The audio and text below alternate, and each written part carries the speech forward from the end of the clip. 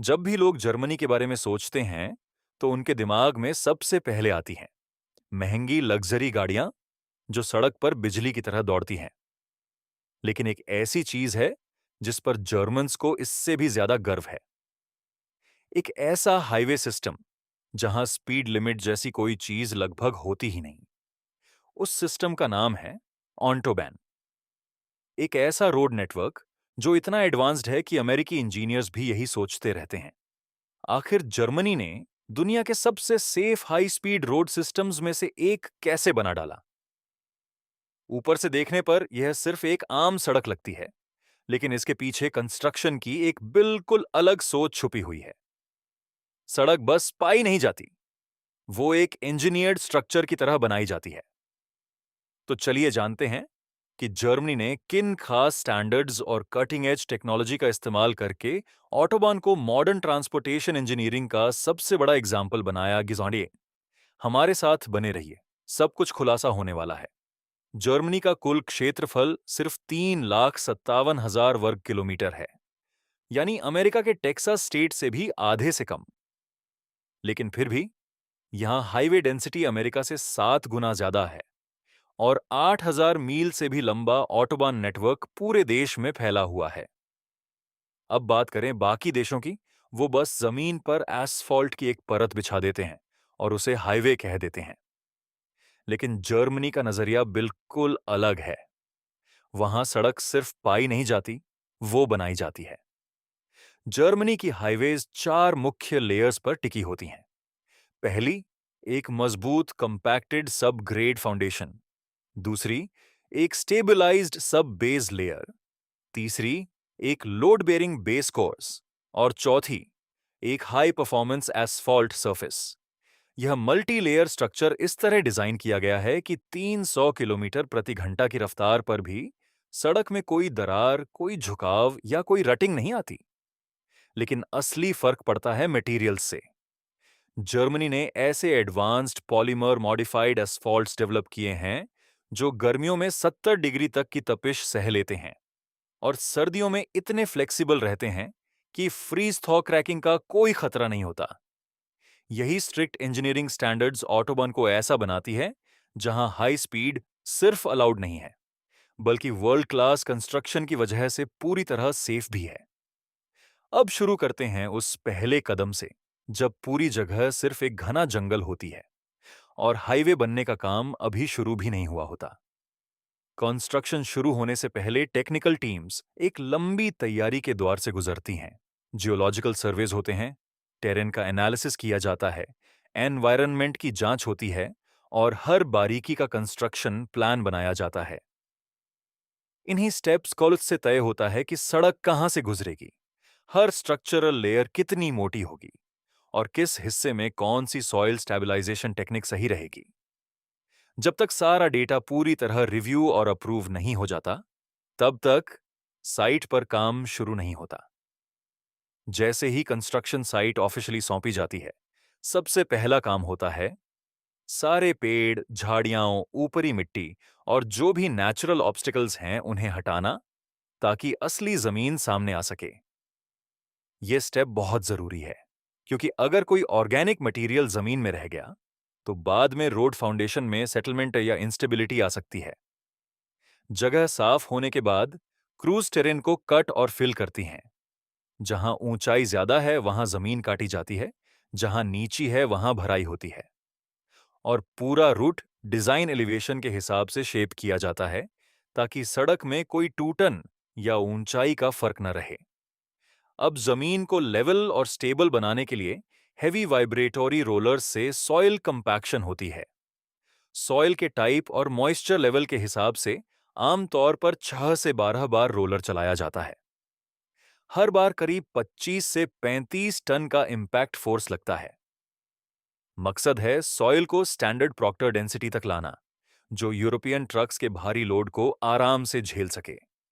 इसके बाद heavy trucks crushed stone लाते हैं और सड़क के किनारे किनारे सेक्शन बाय सेक्शन उतारते हैं। फिर एक ग्रेडिंग मशीन पूरी सतह पर स्टोन को बराबर फैला देती है। इस स्टेज पर जमीन पहले से सफेद प्रोटेक्टिव शीट से ढकी होती है। मॉइस्चर न उड़े और कंक्रीट डालने से पहले सरफेस साफ रहे। एक्सकेवेटर अपनी बड़ी बकेट से कंक्रीट का हर बैच रिलैच उठाता है और सीधे स्लिप फॉर्म पेवर के हॉपर में डालता है। कंटिन्यूअस लोडिंग की वजह से पेवर को बिना रुके कंक्रीट मिलती रहती है और कंस्ट्रक्शन का काम नहीं रुकता। स्लिप फॉर्म पेवर हॉपर से कंक्रीट लेकर अपने इंटरनल ऑगर सिस्टम से उसे सड़क की पूरी चौड़ाई में बराबर फैलाता है। मशीन के अंदर हाई फ्रीक्वेंसी वाइब्रेटर्स कंक्रीट को कॉम्पैक्ट करते हैं, एयर बबल्स निकालते हैं और यूनिफॉर्म डेंसिटी सुनिश्चित करते हैं। पीछे लगा एक शेपिंग मोल्ड कंक्रीट को एग्जैक्ट डिजाइन के हिसाब से मोटाई से क्रॉस सेक्शन तक प्रेस करके शेप देता है। पूरा प्रोसेस एक लेजर कंट्रोल्ड सिस्टम से गाइड होता है, जो स्मूथनेस और स्लोप बिल्कुल सही रखता है। कंटिन्यूअस ऑपरेशन की वजह से यह मशीन कुछ ही घंटों में दर्जनों मीटर सड़क बना देती है। स्टील डॉवल बार्स को मशीन के ऊपर लोडिंग ट्रे में रखा जाता है ताकि उन्हें फ्रेश कंक्रीट में डाला जा सके। ये बार्स ड्यूरेबिलिटी बढ़ाती हैं, क्रैकिंग रोकती हैं और एडजेसेंट कंक्रीट स्लैब्स के बीच लोड ट्रांसफर करती हैं। मशीन का मैकेनिकल सिस्टम हर डॉवल बार को ऑटोमेटिकली सही डेप्थ, स्पेसिंग और पोजीशन पर कंक्रीट में पुश करता है। इससे स्लैब्स ट्रैफिक में स्टेबल रहती हैं और पूरी रोडवे एक कंटिन्यूअस स्ट्रक्चर की तरह काम करती है। कंक्रीट शेप होने के ठीक बाद लंबे फिनिशिंग आर्म सरफेस पर स्वीप करते हैं, टॉप लेयर को स्मूथ और हल्का कंप्रेस करते हैं। ये ब्लेड्स सरफेस को वेव्स फ्री बनाते हैं और हाई स्पीड रोडवे के लिए जरूरी फिनिश देते हैं। लॉन्ग टर्म राइड कंफर्ट और स्किड रेजिस्टेंस के लिए यह स्टेप बेहद इंपॉर्टेंट है। जब यह लेयर पूरी होती है तो आमतौर पर करीब 40 सेंटीमीटर मोटी होती है। जैसे ही कंक्रीट की सरफेस सेट होने लगती है, एक specialised spraying truck curing compound की परत लगाता है ताकि कंक्रीट नम रहे और हार्डनिंग फेज में क्रैक न पड़े। यह प्रोटेक्टिव लेयर आमतौर पर पैराफिन बेस्ड या एक्रिलिक होती है, जो एक पतली फिल्म बनाकर कंक्रीट के अंदर से पानी का इवेपोरेशन धीमा करती है और कंक्रीट को ऑप्टिमल स्ट्रेंथ तक पहुंचने में मदद करती है। करीब 30 से 60 मिनट बाद जब सरफेस काफी सेट हो जाती है, स्पेशलाइज्ड ब्रशिंग मशीन्स आती हैं।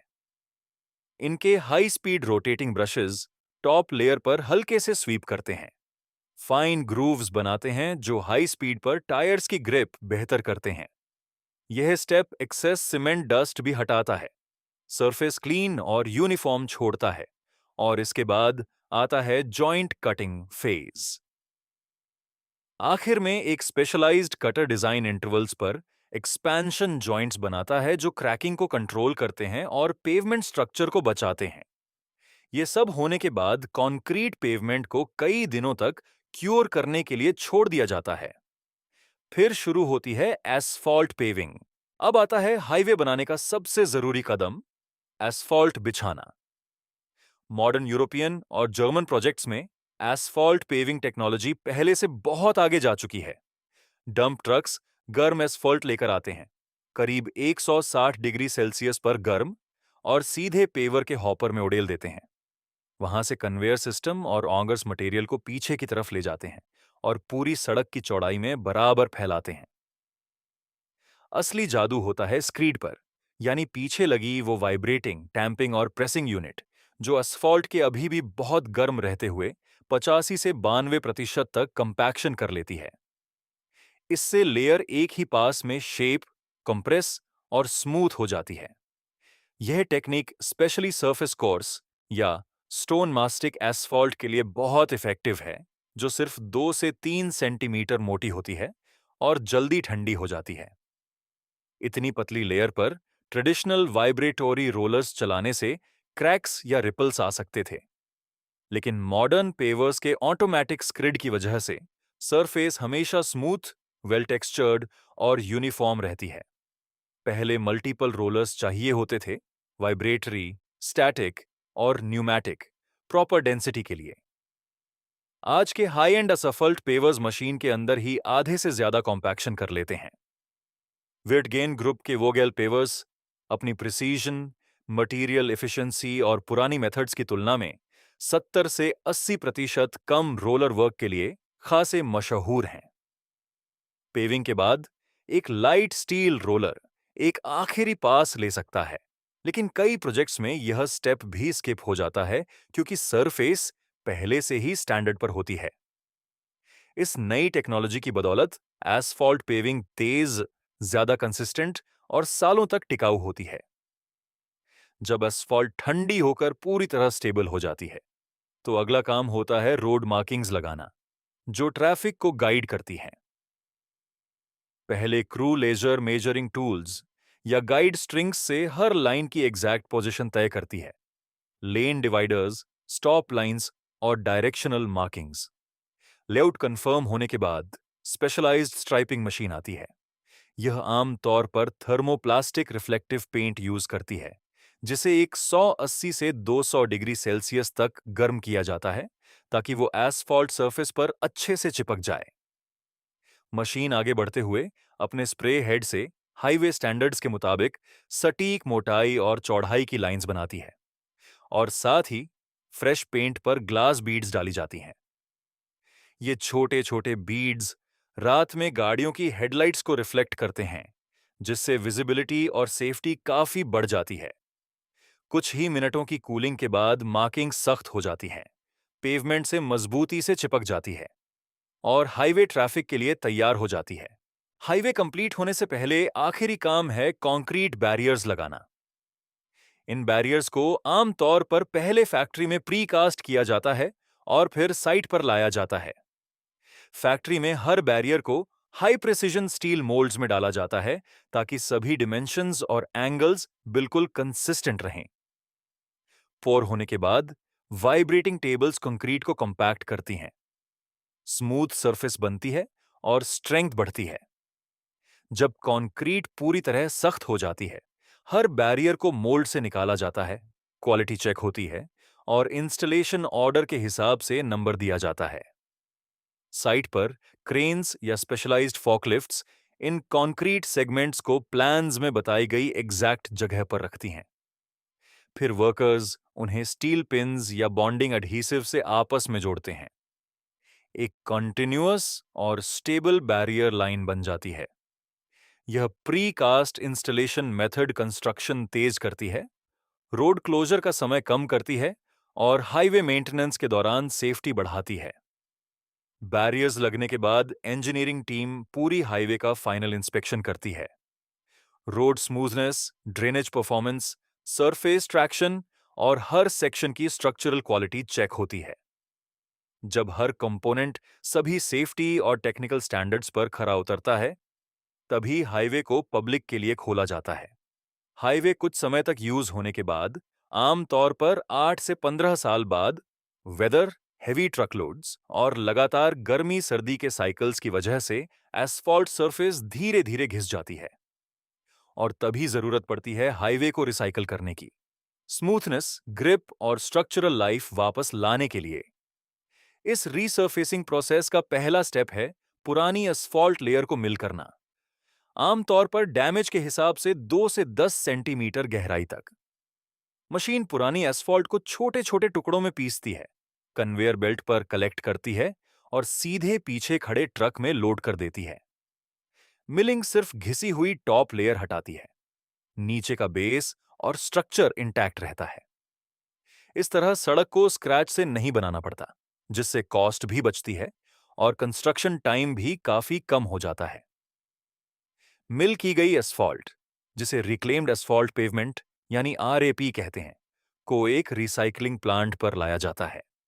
वहां यह मटेरियल एक स्क्रीनिंग सिस्टम से गुजरती है, जो इसे पार्टिकल साइज के हिसाब से सॉर्ट करती है और इम्प्यूरिटीज जैसे मिट्टी, बड़े पत्थर या मेटल पीसेस को हटाती है। फिर यूजेबल एसफॉल्ट पार्टिकल्स को यूनिफॉर्म बैचेस में ब्लेंड किया जाता है। यह स्टेप बेहद जरूरी है, क्योंकि रैप सालों की सर्विस के बाद अलग अलग लेवल्स पर एज्ड हो सकती है। सही सॉर्टिंग और स्क्रीनिंग से क्वालिटी कंट्रोल होती है और यह सुनिश्चित होता है कि रिसाइकल्ड एसफॉल्ट मिक्स बिल्कुल नई मटेरियल जितना ही परफॉर्म करे। आरएपी सॉर्ट होने के बाद उसे new asphalt binder, fresh aggregates और एक रिजुविनेटर के साथ मिक्स किया जाता है। यह एडिटिव पुराने बाइंडर की इलास्टिसिटी वापस लाता है, जो टाइम के साथ ऑक्सीडाइज हो चुकी होती है। मिक्सिंग प्लांट पर आरएपी को धीरे धीरे गर्म किया जाता है ताकि एज्ड एसफॉल्ट जले नहीं। फिर एक प्री कैलकुलेटेड फॉर्मूला के हिसाब से हॉट बाइंडर और एग्रीगेट्स के साथ मिलाया जाता है। कुछ मॉडर्न एसफॉल्ट प्लांट्स 30 से 60% तक आरएपी यूज करके भी एक ऐसा मिक्स तैयार कर लेते हैं जो ब्रांड न्यू एसफॉल्ट जैसा परफॉर्म करता है। यह स्टेप इसीलिए भी क्रूशल है क्योंकि इससे नेचुरल रिसोर्सेज बचते हैं, CO2 इमिशंस कम होती हैं और ओवरऑल कंस्ट्रक्शन कॉस्ट घटती है। रिसाइकिल्ड एसफल्ट लेयर बिछाने से पहले पूरी रोडवे सरफेस को डस्ट, डर्ट और डेब्रिस से अच्छे से साफ किया जाता है ताकि मैक्सिमम बॉन्डिंग हो सके। इस मॉडर्न प्रोसेस में एक ही मशीन दोनों काम एक साथ करती है। जैसे जैसे ये आगे बढ़ती है, सामने के नोजल्स पुरानी पेवमेंट पर बॉन्डिंग मटेरियल यानी टैक कोट की एक पतली परत स्प्रे करते हैं। इसके लिए एसफॉल्ट इमल्शन या लिक्विड एसफॉल्ट यूज होती है। यह लेयर एक ग्लू सी की तरह काम करती है, रिसाइकल्ड मिक्स को एग्जिस्टिंग सरफेस से मजबूती से जोड़ती है और हेवी ट्रैफिक में किसी भी तरह की स्लिपिंग या सेपरेशन रोकती है। स्प्रे बार के ठीक पीछे वही मशीन तुरंत रिसाइकिल्ड एसफॉल्ट मिक्स को टैग कॉटेड सरफेस पर बिछा देती है, बिना किसी वेटिंग टाइम के। पेवर हॉट मिक्स को डिजाइन थिकनेस तक फैलाता है, जबकि स्क्रीड लगातार वाइब्रेट और कॉम्पैक्ट करता रहता है। एक ही पास में स्मूथ यूनिफॉर्म लेयर तैयार हो जाती है, जिसकी इनिशियल डेंसिटी सही होती है। रिसाइकल्ड एसफॉल्ट बिछने के बाद वाइब्रेटिंग रोलर्स और स्टैटिक रोलर्स दोनों मिलकर मिक्सचर को कॉम्पैक्ट करते हैं ताकि जरूरी डेंसिटी मिले और फ्यूचर में रटिंग या क्रैकिंग ना हो। जब कंपैक्शन पूरी हो जाती है और सरफेस स्मूथनेस चेक हो जाती है, रोडवे फिर से ट्रैफिक के लिए खोल दी जाती है, बिल्कुल नई जैसी। तो दोस्तों, अब आप जर्मनी में एक मॉडर्न हाईवे बनाने, उसे मेंटेन करने और रिसाइकल करने का पूरा सफर देख चुके हैं। इस वीडियो में जो भी जानकारी दी गई है वो कई रिलायबल सोर्सेज से कलेक्ट की गई है। अगर आपको कोई गलती नजर आए या कोई सवाल हो तो नीचे कमेंट में जरूर बताएं और मैं मिलूंगा आपसे अगले वीडियो में।